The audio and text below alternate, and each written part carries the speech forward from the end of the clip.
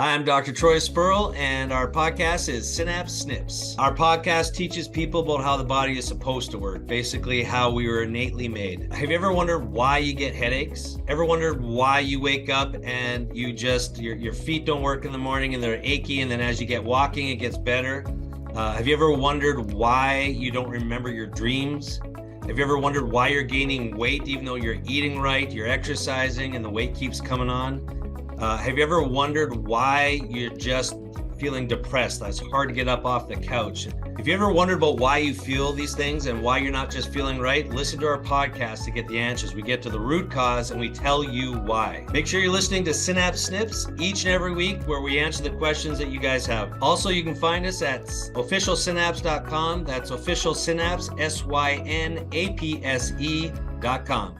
Hi, this is Dr. Troy. We're here talking Synapse Snips again today, and joining me is Dr. Josh.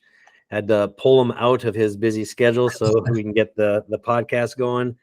Today we're going to do something a little unique. We're actually going to do a lab review on the fly so you guys can see our process as far as what happens. So a lot of times, every day we meet as a team, and sometimes we get labs that are a little complex, complicated, so we talk out loud. So Dr. Josh and I have not seen these labs, but it came up in one of our meetings, and it was so comprehensive, we said, let's just do a podcast going through this. So let me bring up this individual's labs. We do have permission to share the labs, but we've basically blocked out all the pertinent information, so you don't see that. So I'm just going to bring this up, and you will be able to see what we look at when it comes to our lab reviews. So the first thing is, this is a 45-page panel. So you can see at the top there's 45 pages. And this is one of our standard panels that we like to run. So to start, we just kind of go through our traditional lab panel. So Dr. Josh and I will make some comments as we run through it. And then we'll go into our functional medicine workup panel, so we can kind of see, people can see what this looks like as far as a report, and then also there's other things that you'll glean from our conversation. So this is very raw, so everyone who's listening, just know that we have not reviewed this. We're just gonna do what we normally do. So the first thing we look at is in reviewing a standard lab panel, we measured over 150 different markers on our standard lab panel to get a good idea of what might be going on. Anything that's in bold means it's outside of the normal traditional lab value range and therefore significant. In traditional medicine, it's outside of range. It means a disease process of some sort is started or starting. And so we look at that, and the first thing we see with this individual is a UIBC elevated at 356 and transferrin saturation low. Any comments on that? Well, I don't like anything on this page. Yeah, exactly. I mean, that first box is all iron markers, right? So we got ferritin storage, iron. That UIBC being high just means that her body is starving for iron. It just wants more of it. Same with that saturation. There's just not enough to go around. So this person, I mean, I guess that's the easy takeaway. She needs iron. Yeah. So if a person is complaining of fatigue, brain fog, things like that, you need iron to make hemoglobin to deliver oxygen. So we look at this and say, okay, her body is asking for iron. The ferritin and iron that I'm highlighting here did not get flagged, but for us in functional medicine, this is low, right? Yeah.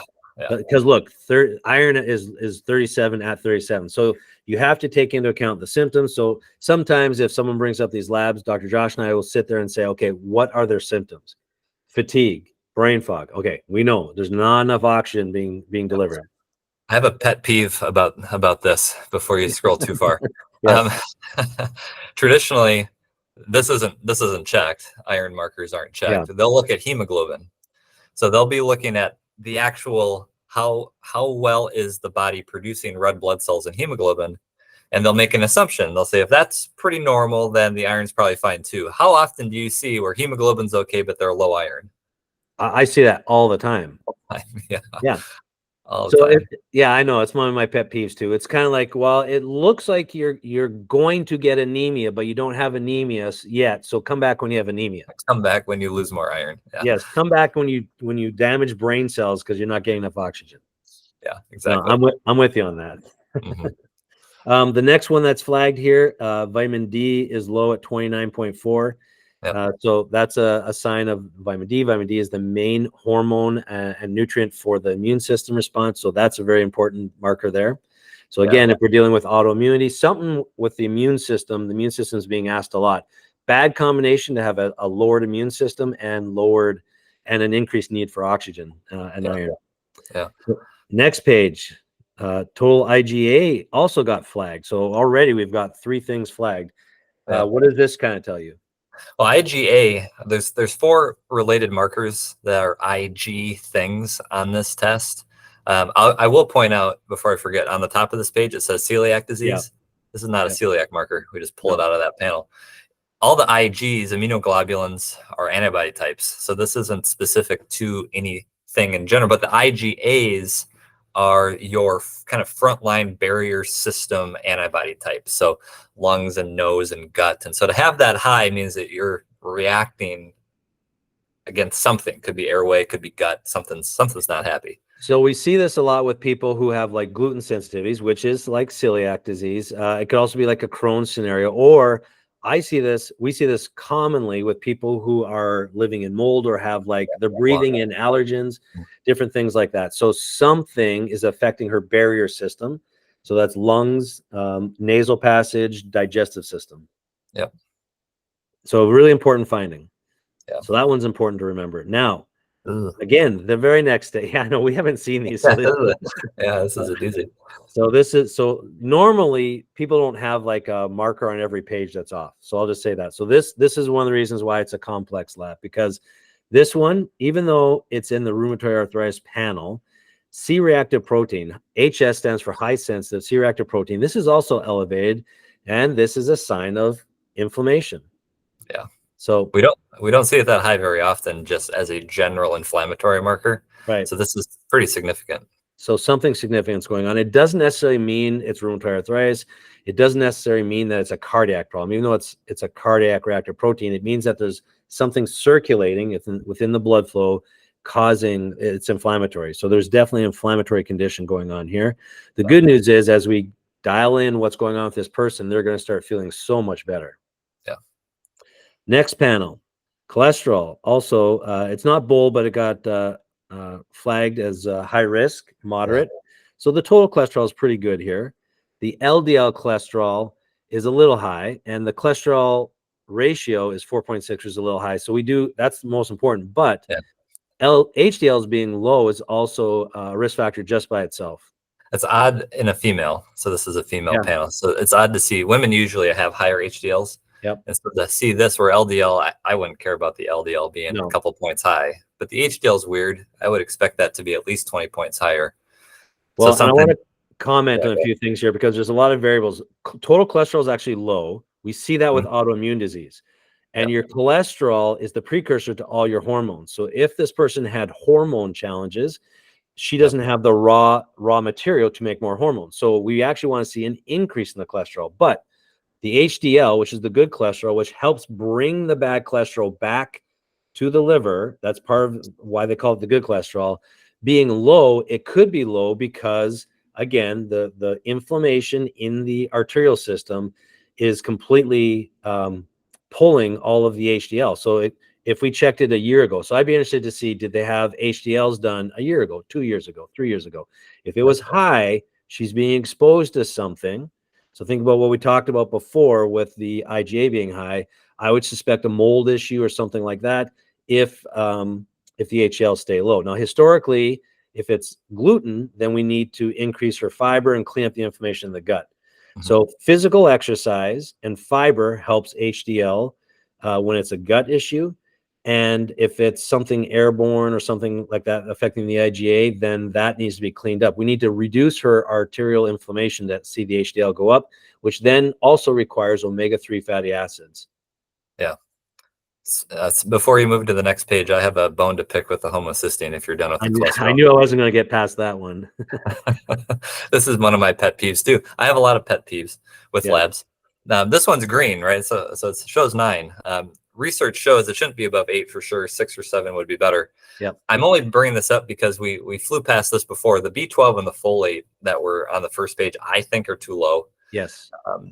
Those two are needed to recycle homocysteine. Homocysteine ties into what you just said about vascular inflammation, arterial issues. Homocysteine is essentially a wrecking ball that goes through the arteries and damages them. If you have it higher than 8, it increases your risk for cardiovascular disease, stroke, and cognitive decline. So 9 isn't terrible, but it's still not great, especially because the B vitamins were also suboptimal. I think her B12 was in the 300s. That should be over 800. Yeah. Folate was low, should be over 18. And so there's a B vitamin inflammatory issue going on here too that is going to contribute to everything else. Yeah, and we'll get into that in the functional medicine workup too. But you'll see most of your pet peeves are actually addressed in the functional medicine. I just can't. Not all, though, most. But homocysteine is one of the ones that it just baffles my mind why they don't actually change the actual ranges. I'm pretty sure LabCorp now, if you're above a certain age, the high end of normal is 17.5, I think. Which I don't know how they justify that. Yeah. It's not in the current literature, but okay. So here we see blood sugar being measured with glucose, which is not bad, 88, but hemoglobin A1C is a pre-diabetic marker.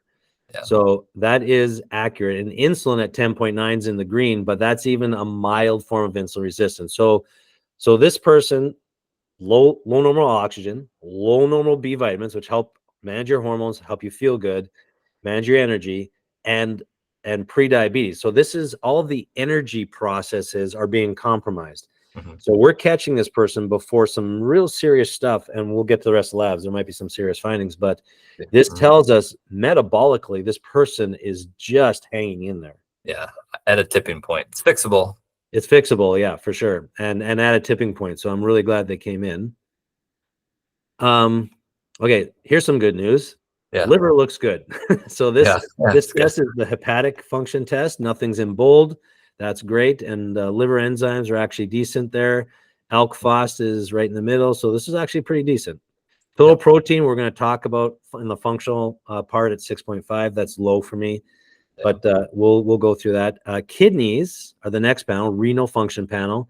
And we see, again, nothing in bold until you get to the bun to creatinine ratio. It's a little high. So here's the good news. This person has a lot going on, but her detoxifying organs are keeping her afloat right now. Yep. If the liver and the kidney started to actually become more compromised, we would see way more symptomatology and she'd be in a lot more trouble. So right now the detox organs are working. There's some resiliency there. So that's good. There's some resiliency there. Yeah. So we actually blocked out, I don't even know how old this person is. So we blocked out some of the information. So there is resiliency there. So that's good.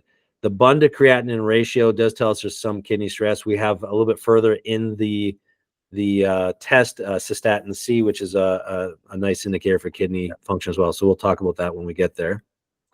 Thyroid panel. Oh, interesting. Okay. Yeah. I would have thought opposite maybe with what we've seen so far.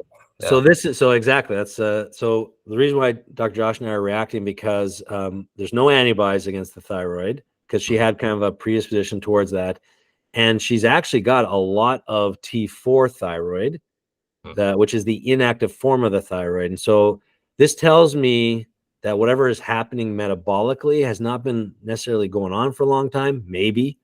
So there's some acuteness to it. So and by acute I mean if we're dealing like with a gluten thing in the gut, if that's been lifelong, I don't think that's it. It could be like a mold thing that we were talking about where mold exposure and it's accumulated or something like that. T3 is the active at 1.1, that's low normal. Yep. T4 is the inactive thyroid, that's high normal. So there could be a thyroid conversion disorder here. We've got the reverse T3 high also. And reverse T3 is high at 23.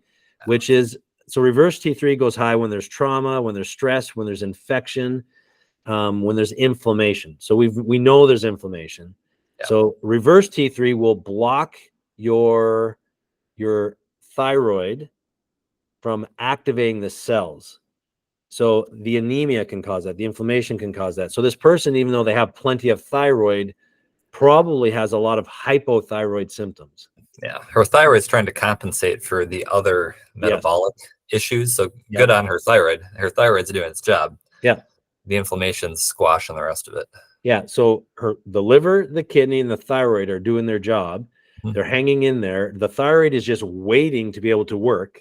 Yeah. So if this person has fatigue, brain fog, energy issues, weight gain, the thyroid's working. It's ready to work. Now, if the traditional doctors were to look at their thyroid test, they just do the TSH, and it would show that she potentially she's more trending towards the hyperthyroid, where they'll say you have too much thyroid. So they wouldn't give thyroid medication, or sometimes they do to regulate, but it's not a thyroid problem. There's other things in play. So we would look at the thyroid conversion, which zinc and selenium help with that. Zinc helps your immune system response. So if the vitamin D is low and the zinc is low, then we would see a potential problem again with something affecting her immune cells. So right now, this is really pointing me towards like a chronic infection thing. I can't wait to see the white blood cells, what they're doing, and or like a mold exposure scenario. And then we'll start to see if there's a need for zinc. Now, we talked about total protein being just slightly low, and the stomach acid, for you to make stomach acid, it requires zinc. So that's one other little tick saying that there's a potential zinc issue. And I want people to kind of get the concept here. So we've got the ones in bold are off. They give us a little bit more certainty, but there's a lot of information we glean from this, from probabilities of what could be off. And a lot of times we'll throw stuff out there. I remember, what was it? Was that yesterday? We were talking about something, and I said, this is kind of like a thalassemia state. And you're like, it's not thalassemia. So we like just kind of throwing stuff out there and looking at the probabilities of stuff. Mm-hmm. All right. So here's the white blood cell count. Oh, interesting. Okay. So that's actually better than I was thinking. But 8.27 is actually like high normal, but in the functional realm, that tells us something's triggering the immune response again, and it's just not chronically, but not chronically. Yeah, usually we see low with chronic 3s, 4s. Yeah. So but here's something that I've seen that can be in play too. People who have chronic infections or chronic infection of some sort, and then an acute infection, it won't mount a good response. Mm-hmm. So there are some challenges there. Her hemoglobin is actually decent, so she hasn't entered the actual anemia. The iron, the iron is not showing its face here. Yep. I don't like the platelets being high. That's quite high. Yep. Platelet size fine. Yeah. We'll see a baby at immature platelet marker later. That'll be interesting. Yeah. So basically, this does tell us, though, again, the platelets that are in the circulation, there's definitely something affecting the circulation. We do not like to see the high platelets, though. No. Immature reticulocyte fraction, that's actually all good. It's actually the hemoglobin there is starting to get low, which is an early sign of the iron deficiency. Yeah, right. So we're starting to see the trends of if she didn't start working with us, didn't do anything, she'd have anemia soon. Mm-hmm. Yeah. All right. So then let's go to I love when they give us the CoQ10 number with that level of detail. Yes. Way to go, Vibrant. Very specific. 1.1981646. Yeah. So it's like pi. Yeah. All right. So with this, the total IgE markers are low normal, IgM low normal. Yeah. Not much we can glean from there. The uric acid being high, though, is important. So especially in women, a high uric acid, which can cause typically gout. If there's no gout symptoms, we know we have to get rid of the uric acid, which we have natural products we like to use. One of my favorite is UAX Pro. Mm-hmm. But you have to avoid sugar and fructose as well to help get that uric acid down, as well as dehydration and salty carbs. So we now know also above 5 in women is there's a link to memory loss and Alzheimer's. So that's not a good. We don't want this to be high for long. No. So if she doesn't have gout, then we would want to look at that. Now, the other thing that can cause uric acid to go high is fungus and mold. So that's another hit for fungus and mold. So if she's eating really clean and she doesn't consume a lot of sugar or fructose, then that's another hit for mold. If she has both going on, we have to clean up the diet to get that better. But the uric acid is something to actually take note of. The cystatin C that we talked about before basically is good. So her kidneys are actually holding they're doing well. strong. Yeah. And the immature platelet fracture at 4.0. Yeah, which is good. Which is good. Yeah. Well, which is interesting. I would have expected that to be higher with her platelets high. Yeah. So again, my 2 cents is that there's something affecting her blood flow. We've got a low HDL, we've got a C-reactive protein, so high IgA. This is, for me, this is mold. This would be an interesting endopath. It would, yeah. Because there's a lot of blood flow things. It would be kind of blood vessel lining. Yep. Investigation. I would wonder about COVID stuff too. COVID, yeah, good point. So COVID, long haul COVID, very much important. We don't know vaccine status as well, but all of that could be in play. So that's a good point.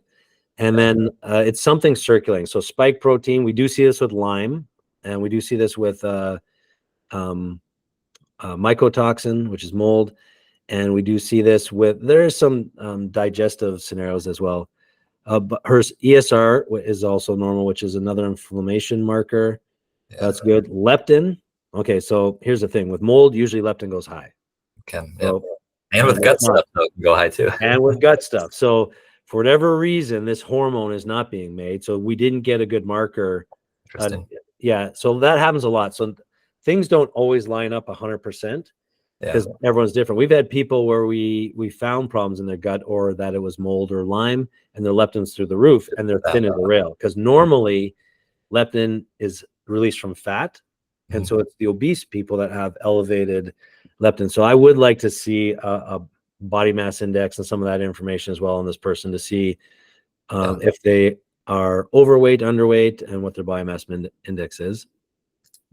LDH, it did get flagged at 132 as low, which for us that's a reactive hypoglycemia type scenario. So that's part, energy stuff. So the lack of oxygen can do that. The blood sugar, hemoglobin A1C, she's not using her sugar for energy efficiently. Well, it's interesting. Her total CK is low, also. So the C in CK is creatine, which is another on-demand energy source. So this can correlate with muscle mass. If the person's real thin, low muscle mass, you can see low CK, but that's still really low. That's almost lab low total CK. That's fairly atypical. That goes back though to the B vitamins. Your methylation cycle is responsible for making creatine, not creatinine, creatine. So there could be, again, that whole B vitamin issue could be also contributing to the energy problem. I want people to kind of hear this too, because people have concerns about blood clots and about cardiovascular dysfunction, inflammatory things from long haul COVID, from some vaccine injuries, from lifestyle stuff too in the past. We get a lot of information just from these labs to be able to discern through that. And so when we get more detail about the BMI, about their weight status, about how they're sleeping, all the other factors, we can put that together into a nice, beautiful recommendation. All right. Oh, of course, we got one more. What? This is like one surprise after another here. So this is a total IgE. You want to walk through that one at 174? That's double what we want to see it. Yeah, this one's a little different than the other Igs. This is the hypersensitivity reaction. So it's the allergies. It's an allergy response. So she's allergic to something. That could be a food. That could be mold in the air, something in the air. It could even be on the skin, but she's reacting to something. The outcome of this is going to be high histamine, because this triggers the mast cells in the immune system to make histamine. So there's a lot, when you see IgEs high like this, there's a lot of questions, both trigger questions and kind of outcome questions. But it fits with what we've talked about. We suspect mold. We suspect that there could be a food issue causing inflammation.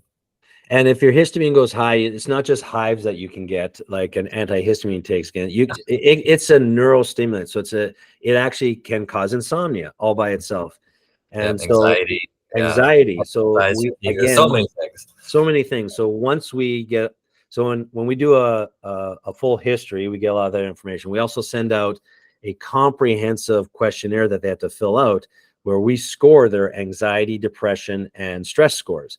So when we gather that information, we can actually start to navigate and say, okay, it looks like your anxiety is coming from this IgE, which could be coming from a mold issue or coming from a food issue. So that's how we can navigate into giving good recommendations on what's going on. So this is another good finding that the immune system is struggling against something. All right, so let's go down to the next area. This is magnesium at 4.8. It's low normal. Yeah. So this person, we also got some more testing, it looks like here. Ooh, and organic acids. Organic acids. Okay, so this is going to give us some information. So organic acids are acids produced by different things within the body. So this is a summary. She has 2, 4, 6, 8 organic acids that are off. We'll go through each section because these measure everything from energy to fungal to neurotransmitters. So this is actually great.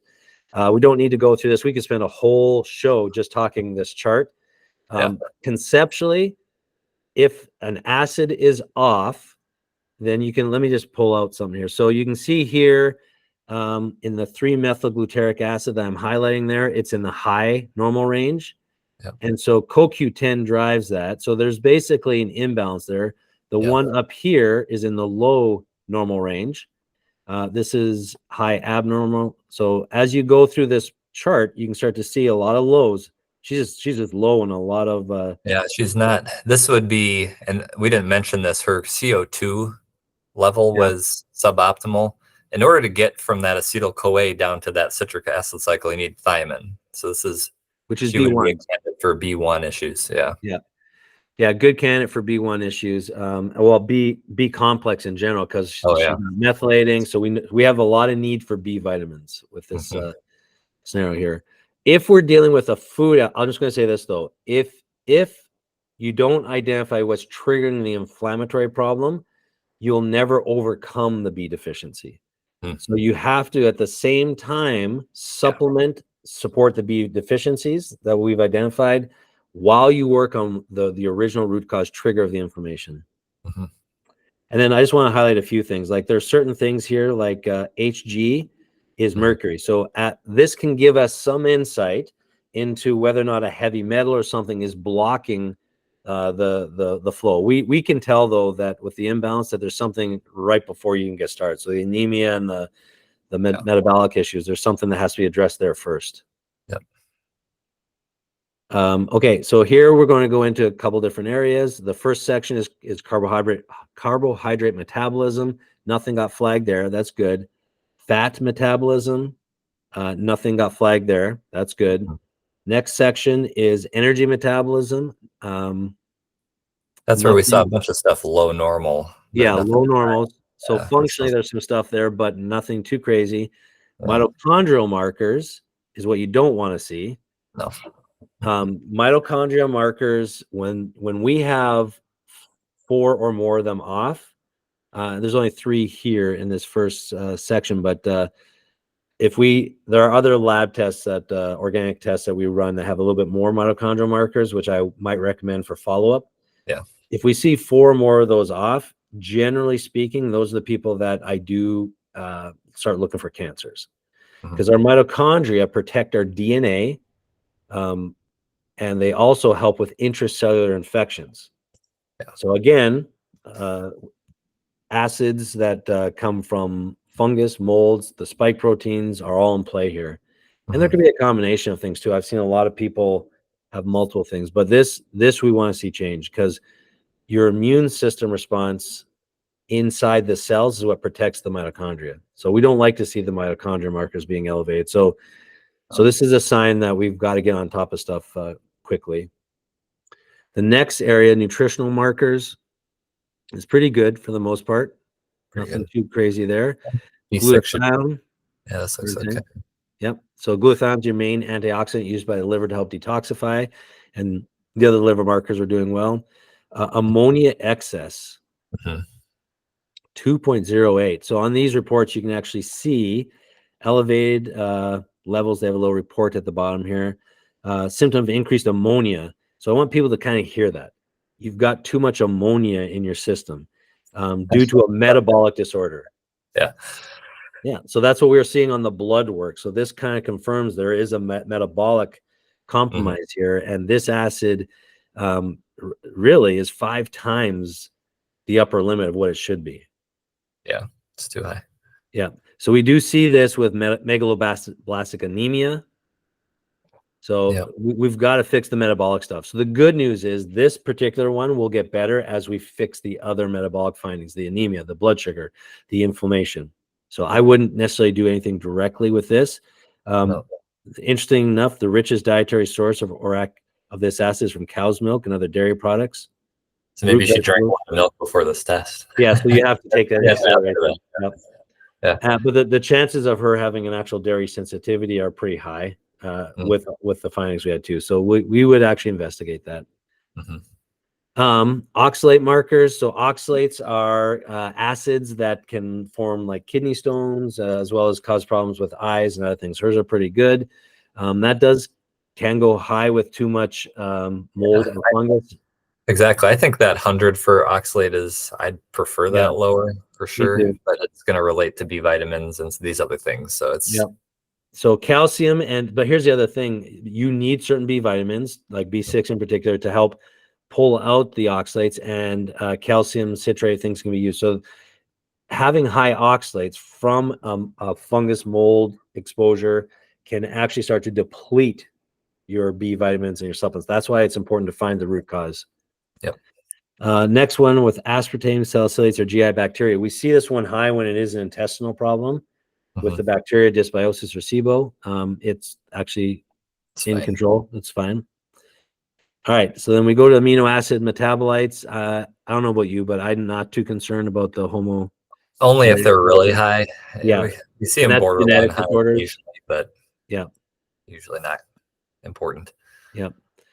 And that really we use to find the genetic issues. And so I'm not as concerned with that. Although it's a tyrosine and phenylalanine breakdown can cause it. So we do see that with some again, dopamine to adrenaline type. And even thyroid hormone too, then. Yeah. Tyrosine is needed for the thyroid hormone too. So, all right.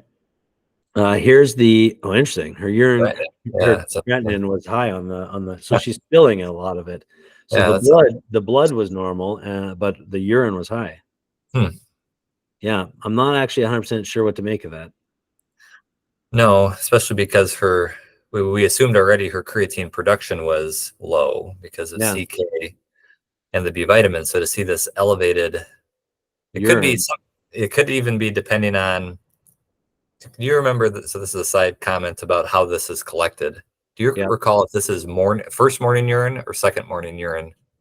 Because I think if it's second morning urine that needs to be collected, if you accidentally collect the first, you're going to have higher concentration of creatinine. That's a good point. Yeah, so that actually could be what we're looking at here. Yeah. Metabolically, if she's actually spilling it, her kidneys are working fine though. So I bet you're right on that. Yeah. So that's a good take. Neurotransmitters, we've got pretty good there. Yeah, you really want those. I don't like the 5-HIAA, the serotonin metabolite. I usually want these to be 50% of that range or higher. Yeah. Yep. So in that 5-HIAA, that range is big. 1,700 to call it 9,700. It's a big range. She's only at 27. That implicates B6 again. I've talked about that a few times, and tryptophan, and this is all sleep too. So serotonin, sleep, a whole bunch of things related to melatonin.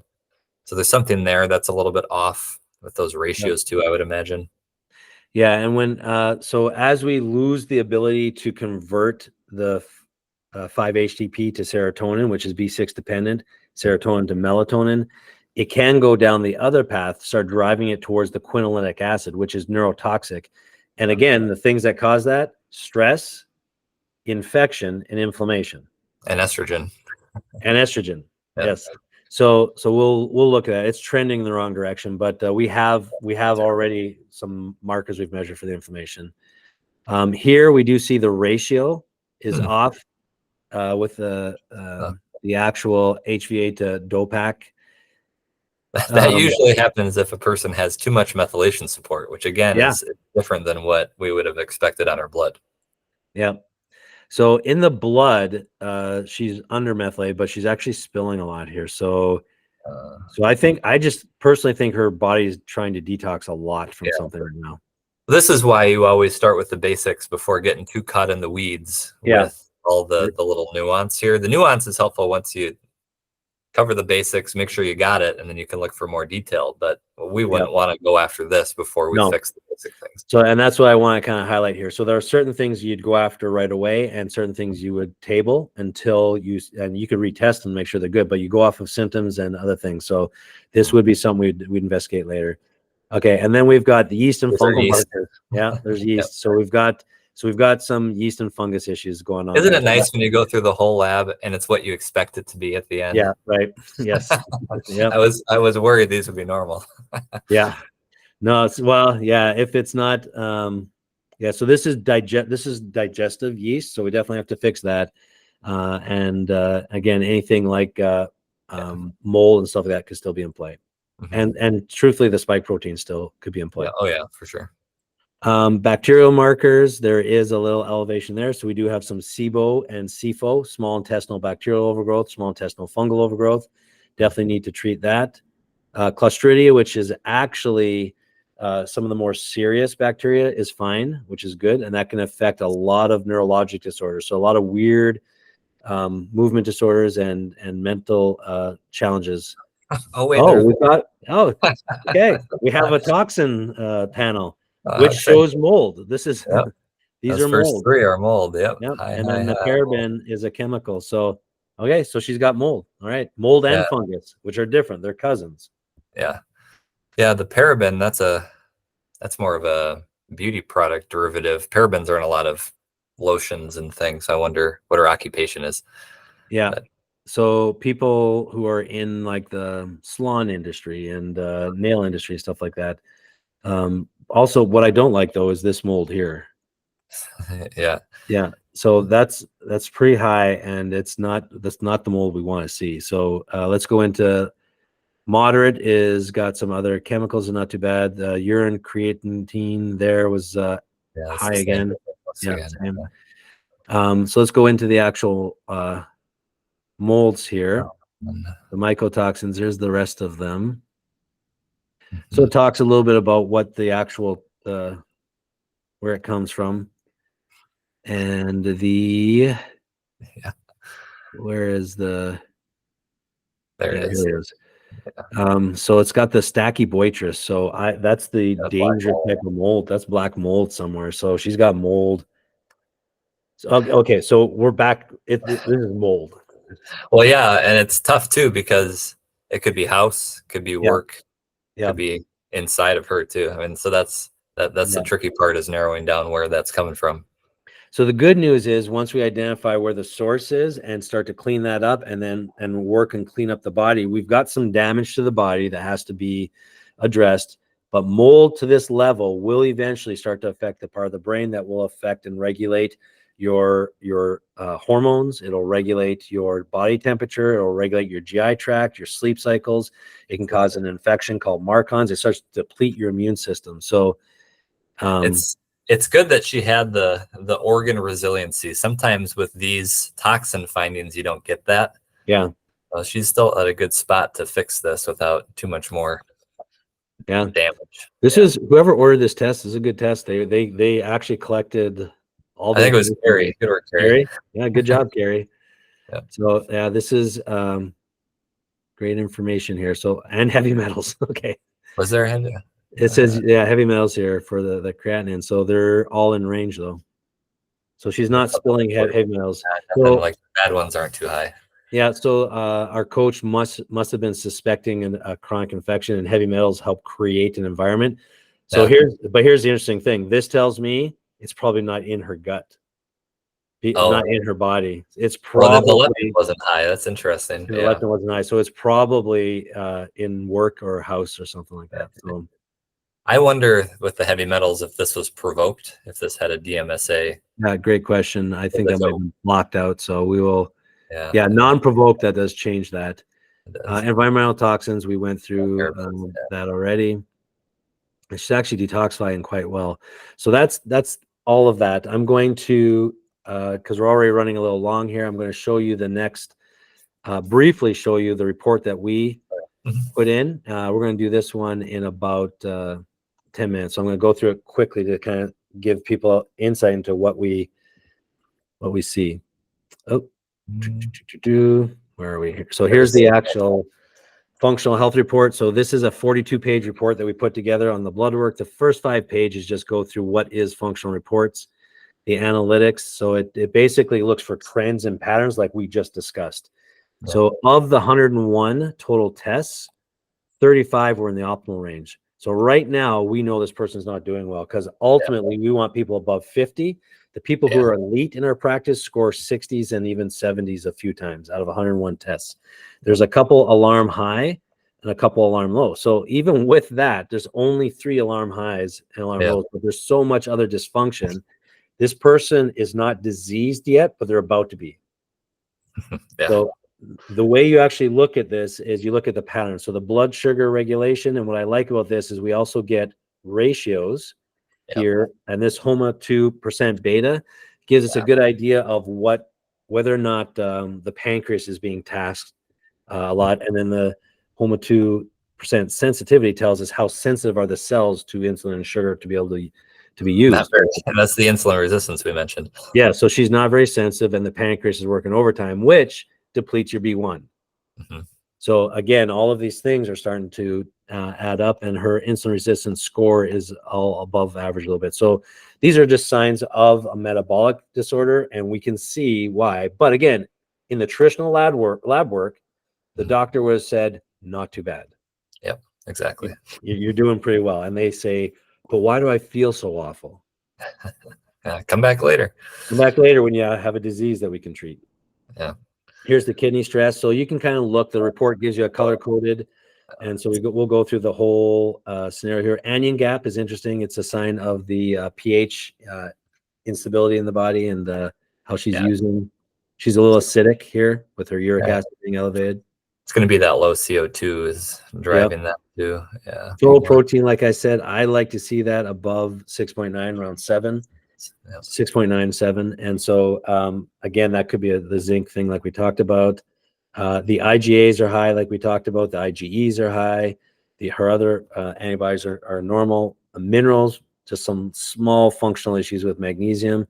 Liver is doing great, except for the LDH is a sign of that blood sugar dysregulation. And we go to the iron markers. Like you can see, nothing's in the optimal range except for the transferrin. So her body's starving for oxygen and iron. We're not starving yet. It's actually asking for it. It's not yelling yet. It's not yelling yet. Yeah. Kind of politely asking. It's not the child that's saying, I'm hungry, I'm going to die. They're bugging you saying, Mom, Mom, Mom. Yes. All right. So the HDL did actually get flagged as alert. Yeah. So that is significant. We talked through that already.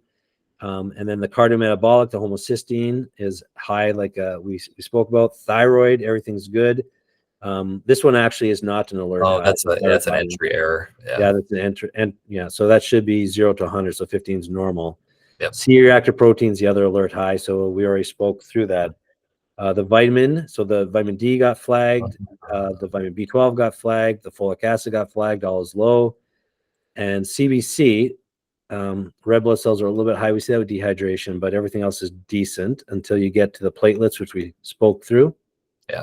And again, white blood cells are just functionally high a little bit, meaning something's triggering the immune system. We've found it was mold, it was fungus, and we've got inflammation. And remember, your immune system manages inflammation and fights infection.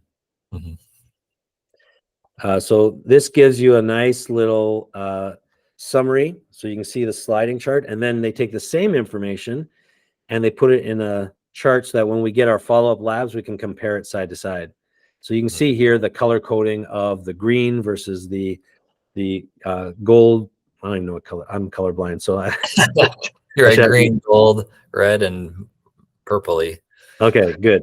So everything should be green, and you can see here in each section just the lack of green in certain sections. So that we use. We don't want to see any of the purpley color, and so we use that for follow-up testing to make sure that we're seeing the right gains. And we would, for me, I would start looking for mold, start fixing that, and start binding the mold, start working on anti-inflammatory, support the other systems with B and methylation to get them through the process until we start to see the tissue heal. So this could be anywhere from a 1 month to a 12-month scenario. They've got to remove themselves from the mold, and that's the first and most important thing.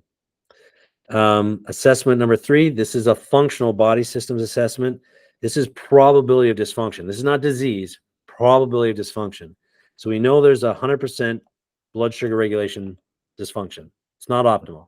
We know there's cardiovascular dysfunction. We know that the bile system, the gallbladder bile system is stressed. So 57% is not bad. Anything under 50% is good.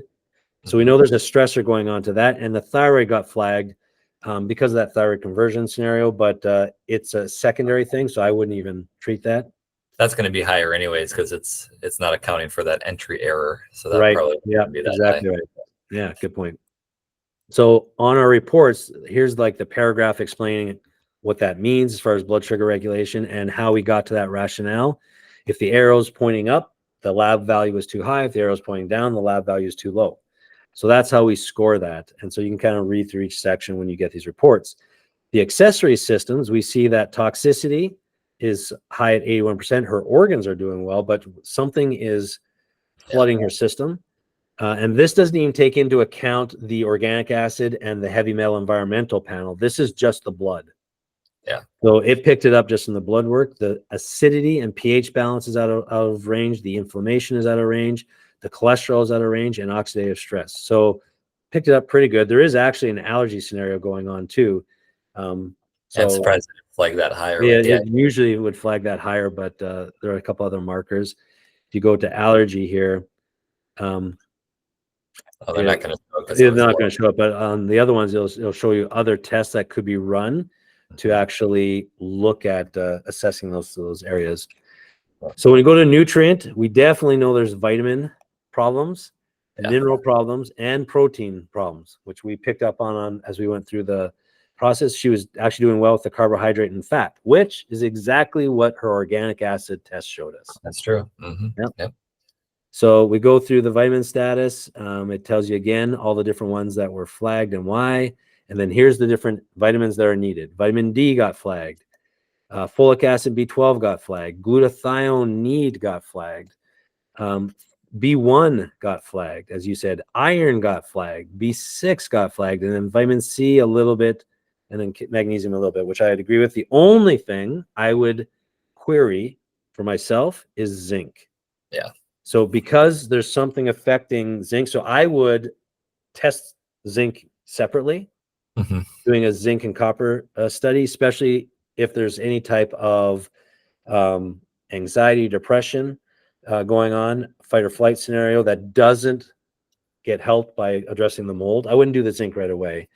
But also, if we don't see the changes from supporting the methylation or the total protein doesn't change by fixing the SIBO scenario, then that could be a zinc deficiency. Or if they have white spots on their fingernails, I would test zinc right away because that's a sign of zinc deficiency. Yep. That's the only thing that didn't get flagged here that I would still look at. Otherwise, everything was picked up. So then health concerns, the last part of the summary report. This is significant. This is a lot. So yeah, it's all the same stuff. So B12, folic acid, vitamin D, glutathione, insulin support, iron support, detox support, that's a glutathione, B vitamin support, pH support, cardio support, anti-inflammatory, lipid support, blood sugar support, protein support, anterior pituitary. So this regulates our hormones, gallbladder, B6, endothelial support. That's what you're talking about with the endopath. Our endopath machine measures damage to the endothelial lining. So they're picking up on that as well. Antioxidant, vitamin C, and GI permeability. So leaky gut, which is very, very common when we see something affect the brain or the gut. I'm just going to say this too. Normally, people have 3 to 6 on the systems that need support. And so we've got a lot here. Yeah. This is a little more than normal.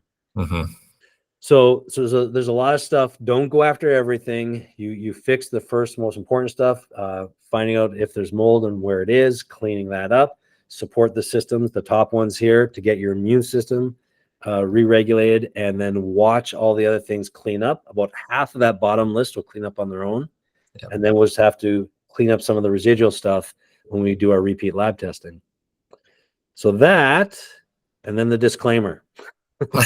Perfect. Yeah. So that, in a nutshell, that is basically what we will go through in a meeting when it comes to brainstorming. When we do it much faster, when we don't have to explain everything.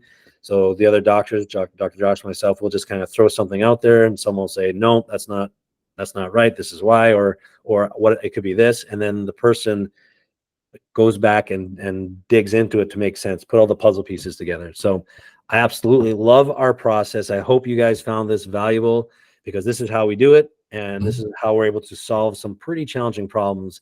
I am really glad we did this one, because this gal needs some help and support, and I'm glad Synapse is there for her. Yep. All right. Thanks, Dr. Josh. Thanks, everyone, for tuning in. And until next time, Dr. Troy, Dr. Josh, Synapse Snips.